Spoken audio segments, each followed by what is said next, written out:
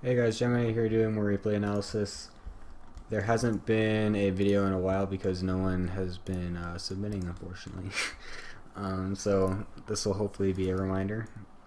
So I'll put the replay link, or the replay submission link, in the comments of this video if anyone wants to see it, or if anyone is seeing it from YouTube instead of Reddit.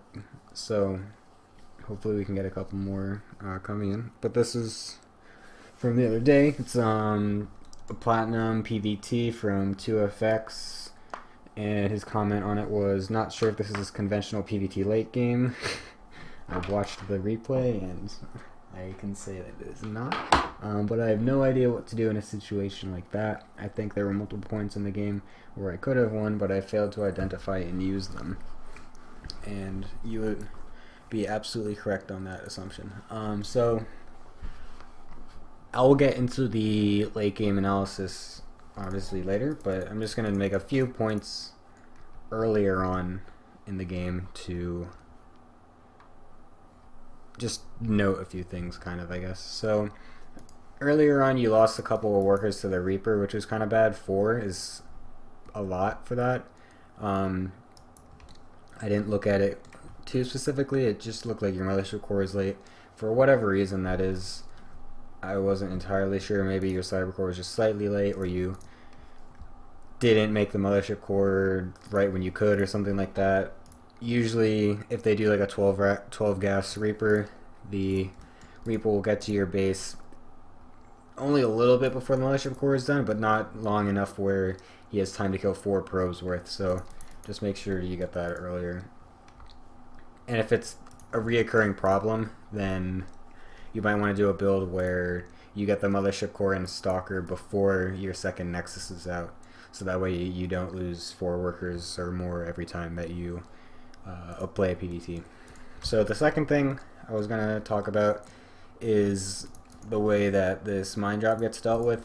You do a robo opening, which is completely normal and fine. The second gateway is oddly timed, but that's not the point I'm trying to get at. So we go here, your first observer comes out, you even see this thing coming, you saw it pass by. Whether or not you're looking at the minimap, obviously it seems like you weren't. That's just one thing to keep in mind. Always try to look at the minimap every now and then. It's very helpful. The second thing is that, or the more important thing is that you didn't make a second observer right when you could. You always want to be making observers nonstop early in the game. When you're making at least like 2 or 3 earlier on when you do a robo opening like this. So you want to be making those as fast as possible, so that way when your robotics facility comes up, which it should be, but for some reason you don't, I'll talk about that later, then you don't have to wait for your observers to be done, or you're not going to be stuck on only one and when you want to be making Colossus and observers or whatever. So you can fit 2 or 3 before the Colossus starts. So this medevac that comes in here, it's obviously going to be a little hard to deal with because your observer's going across the map and you don't have a second one almost done yet, which you would have if you made it right after when you could, or right after this one was done. So this comes in and deals a little bit more damage than we would want it to. It gets the mothership core, which is pretty big, and it ends up killing some extra probes as well. This was a little late to the party, but it didn't actually end up mattering that much because he lost quite a lot to the photon overcharge itself. Only just now do you start the second observer after all the drop is done. Like, this should have been done maybe 2 seconds after the drop actually happened, and then this would have been easier to deal with. And you wouldn't have lost this, you wouldn't have lost that probe, and you wouldn't have lost that something, whatever. You wouldn't have lost as much. And also during all that time, you weren't getting your gases, you weren't getting extra pylons, so you don't get supply blocked, you weren't getting anything else. You're literally just waiting for this observer to come so you can kill that. You want to be you want to make sure that you're making everything else and doing everything else as much as possible. So this is pretty good. That was pretty lucky on you that he's bad. And does that. So now we are at a point in the game. Oops. Also, again, supply blocks because you weren't making stuff.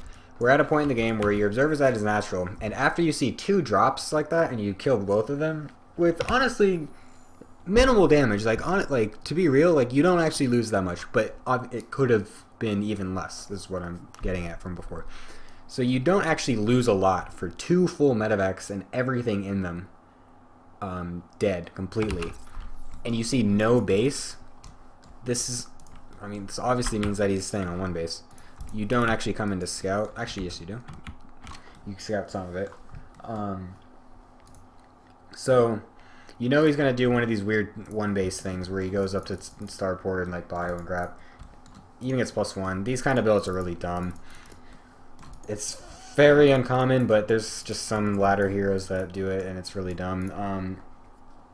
But generally, it's fine as long as you don't take damage to the harassment, which, again, honestly, you don't take that much damage, but you don't take that much damage statistically, like the stats like of workers killed, but you take a lot of damage in that you didn't do anything while the harassment was going on. You weren't getting extra tech, you weren't getting these gas geysers, you weren't making pylons, so now your supply blocked a shit ton, you weren't making probes that much. You were making some probes, but not, like, you could be higher. And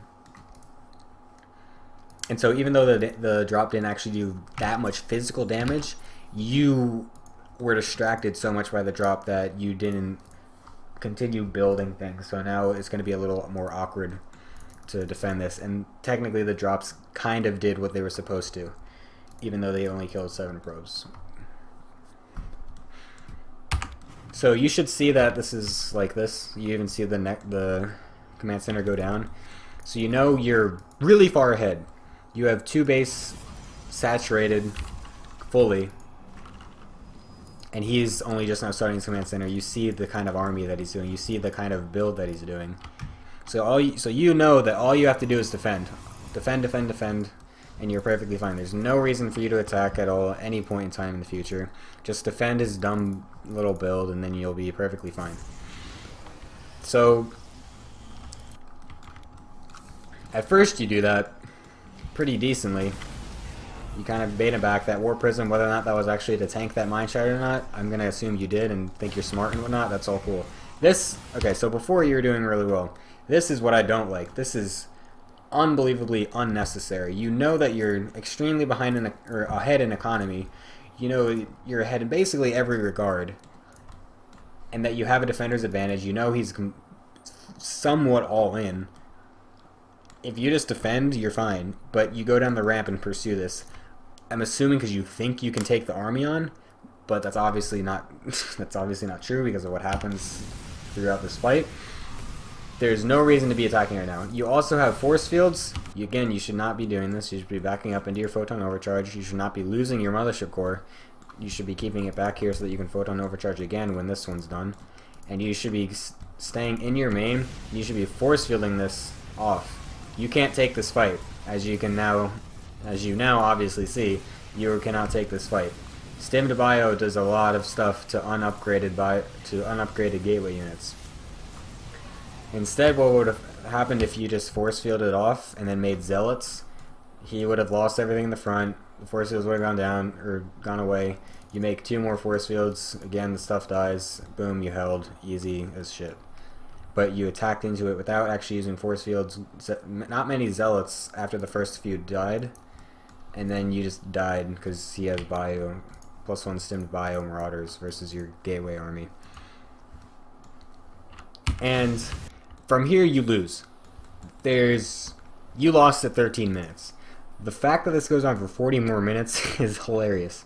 I was like, how is it possible that this happens? Basically he just fucks with you for a really long time. The thing that happened, the stuff that happens later, I think he's just having fun with his win. But at this point you're dead. And the fact that he lets you come back is, again, I guess I'm assuming his way of having fun. So one other thing I'm going to point out before we continue on is that your choice of tech is odd. You go for very fast Robo, but then don't go Colossus, and instead go Double Forge and Twilight without a Templar Archives. It's confusing. I'm not sure your plan with this. You should be going Colossus after a fast robo like this. It's much safer. Going Templar openings is charge lot Templar openings is definitely out of style now. It's very difficult to pull off, especially in lower leagues. So I'm not sure why you are going for this style, especially in such the odd way that you are, and that you're not actually getting Templar archives, and the Forges and the Twilight itself was kind of late. So maybe just not the greatest game plan, I guess. So I'd suggest going Colossus. That would make it also much easier to deal with these kinds of pushes like this. So from here, you're dead. You lose this Nexus, and then he just sits back and doesn't do anything. And then he takes hidden bases. So this is where this PvT gets extremely unconventional. Extremely unconventional. It is the exact opposite of conventional from this point on. I mean, you actually did well with the upgrades. Like, that was the only thing that kept you alive in this game. Literally the only thing. You didn't even get Storm. You just made it for Archons, which is quite odd. Again, your upgrade's the only thing keeping you in this, in my opinion. The other thing is that you don't hockey your army. I extremely, highly, unfathomably, many things like that suggest that you do that. Like, I can't... You should always be hockeying your army. Hockeys and control groups are definitely a habit you want to get into. You're in Platinum League, and the only thing you hockey this entire game are your Nexuses. That's... I'll be completely brutally honest, that's really bad. That's actually terrible. I would highly suggest you get into the habit of using control groups.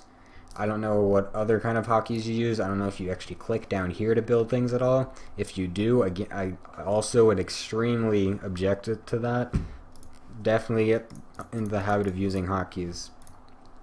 If you haven't, watched some of the Day 9 Mechanics dailies, and that'll definitely help out as well. I'll link those. Well, they're actually all on the sidebar of all things Protoss now, so if you want to just do that, you can. So from here, it gets weird. As I said before, he just sits back. It also, again, helps with this stuff. I imagine when stuff like that is happening, you're kind of like doing your thing and whatever, going around, and then you see on the mini-map, you're like, oh crap, scroll over, quick, like randomly, quick, get these things back over here, go with my army. Instead, what you could just be doing is, oh, my shit's running away randomly, one click, okay, cool, they're back. That's what I imagine would be happening. So again, control groups are amazing. So again, he just sits back, he lets you macro out of this while taking bases and then taking up to battle cruiser. Wow, this game is nuts. So this is just weird. You should be scouting. When you're behind, when you're this behind, you shouldn't expect him to just be sitting on his ass like he is and doing, like, just letting you mess up. You should be expecting him to do stuff. So you should be having observers out on the map. You should be sending hallucinations. Again, also, it's another thing, you don't have any sentries. Sentries are really good. You should always have 2 to 3 at least up into mid-game PvT. Into mid-game everything. Sentries, Guardian Shield, and Force Field, and Hallucination are unbelievably valuable. Definitely get into the habit of using that as well. So you always want to be scouting to see exactly what he's doing. If he's trying to drop you, if he's taking hidden expansions, if he's teching into something weird like this. If you saw that this was happening, you would be able to jump on it quicker and just kill him. You end up killing him. I'll get to that too later on. But you want to be scouting as much as possible. Upgrades, again, I'm going to just note real quick, amazing. Really good. That you're consistent.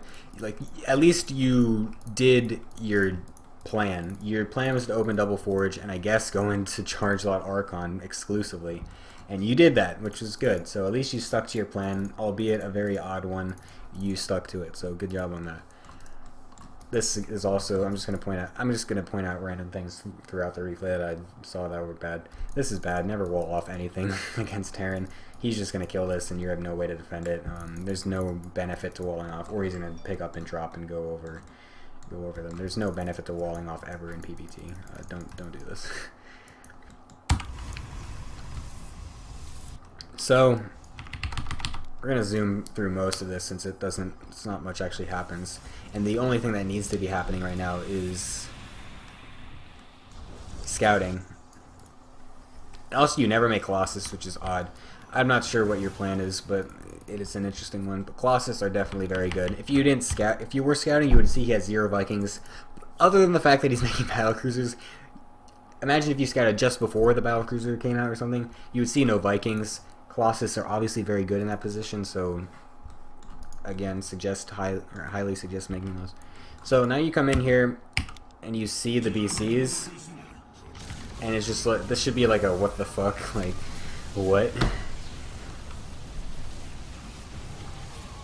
So this is just very odd, but luckily for you, BCs are terrible for a reason, and people don't make them for a reason. Actually, no, this is the one where you die too. Okay, so from here, again, you're dead. This is dead 2.0. But he just kind of still sits back and just wants to mass battle cruisers, apparently. So again, he gives you a third try. Which shouldn't be happening. And then here, this is where he's retarded. How many SCVs is he? So this is why battlecruisers suck. And you somehow win out of nowhere. Mostly because of your upgrades. And the fact that he's making battlecruisers. So here, from here on, this is the confusing part, because you said in your thing, I think there were multiple points in the game where I could have won, but I failed to identify and use them. This is 100% an example of you failing to identify I would hope to be a very, very clear opportunity to end the game. This happens, and you kill his natural,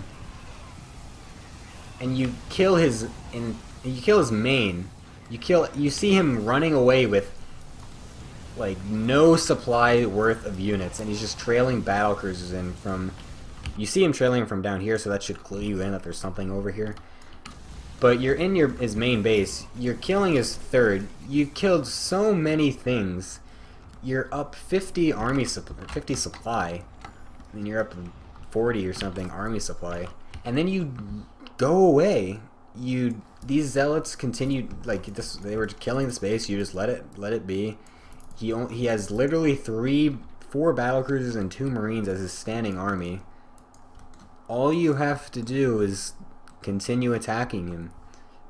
Just flood stalkers. There's literally 0 things that could have happened that would allow him to then win the game from this position if you just continue to attack him. I'm not sure what scared you. I'm not sure what scared you, but normally when you have a large standing army, you have 170 supply worth of units. You're killing his natural, you're ransacking his third, and you're in his main base on top of his production, and he's rallying units out of nowhere, and he's got less than 10 units on the field. 5, okay, a little more than 10. Less than 20 units on the field when you have almost maxed army. I would hope that that's a very clear indicator that you're about to win. But I guess it's, for whatever reason, not. So generally, if this is happening, you're winning. So that's a spot. If you're ransacking his main and you're almost maxed, you're winning. So I would say in future games, if you were doing this same thing, continue pushing, because that's your opportunity. That's you winning. And also, if he's staying in this long, okay, not only did you see the battlecruisers coming from down here, meaning he probably has something down here, aka a hidden base and hidden tech. Besides that, if he's actually still in this, like if he's still fighting after you kill what you think are all 3 of his bases, he's probably got stuff hidden everywhere on the map. Like this is one of those Terran. This is a ladder hero Terran in Platinum League. So, and immediately, if you back off, you should be scouting. Okay, look. Okay, good. You go back here. So again, you've killed all of his bases, and he's still in the game. Why is he still in the game? He's dead. It's because he's got 4 other bases completely mining freely over here. So that should be a huge thing. Whenever you think you're winning, but then he's for some reason still in the game, to be like, why is he? Why scout the map? Make sure he's not doing any sort of proxy stuff, which eventually you do on accident. You were gonna hide a base yourself, and then you're like, oh, whoa, what the fuck? There's bases over here. What? Wait, what? So you accidentally scout them, which ended up helping, but you should be doing that intuitively and on purpose. So that's all good and dandy eventually. And then you continue to mass Stalker Archon, which is very odd. I mean, it was working, but it's still very odd. You don't see this ever. Usually if they go battlecruisers, you just make a couple Tempests and you win because they deal bonus to massive and they just melt or board raise. But, I mean, this way works somewhat okay-ish as well. I mean, with this, you can't exactly chase them because they end up getting stuck over here. And you like corner them and you can't actually kill them, so that's why you have air units, so that you can actually follow them. So again, here you are still winning. You are 100% winning. You have cornered a vast majority of his supply in a random corner in the map. All he has is this standing bio army of mostly Marines. He has not many Marauders at all. This is a very squishy army. You have literally 16 fucking Archons. Get an observer or something on this. I think you see this army sometime at some point. Another reason to have observers and be scouting everywhere. You want to know where his army is all the time. That's something I always say. If you don't know where his army is, suspect the worst. So you don't want to be expecting the worst all the time. So just get an observer on his army so you know where he is. So you could just jump on the one half of his army that's like, you see this. You now see this. Ignore these pieces of shit over here that are gonna do nothing but attack random workers or whatever, and jump on this and just kill this, and then the battlecruisers will come later. But then you get kind of trapped, and then the battlecruisers come back, and you sort of kill that, but then you go back to the battlecruisers, and you kind of end up killing them, which is still really weird because you still should be winning right now. Like, even though everything I'm saying is right, you're still winning anyway. And this game is just really weird and I don't understand it. So this is also me being confused at the same time. You continue to deny bases. Oh, also, if you see him hide 2 bases up here from before and you kill them, you should check every other base on the map to make sure he doesn't have them there as well. That's another thing. But again, any air unit would prevent this from happening, so you don't have to sit on your ass back here waiting for these battlecruisers to show themselves.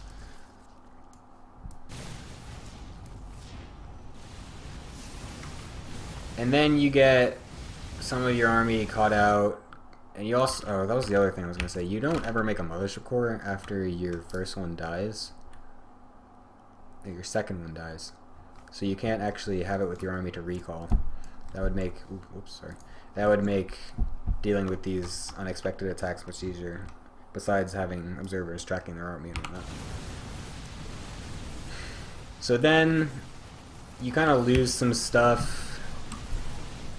And then he gets more Marauders than Marines in his army, finally.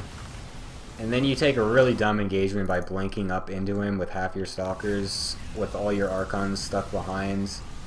And then you kind of just filter in one by one to your death. And then you aim, you move command as well. You also don't make anything while this is happening.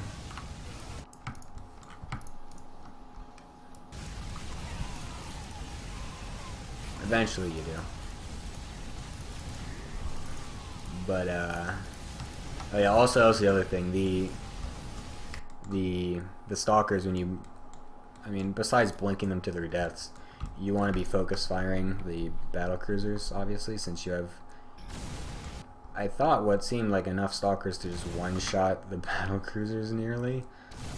You had so many stalkers. You have 35 stalkers. He has 6 battle cruisers. 550. I don't want to. How do I do this? 17 times 35. Does that work?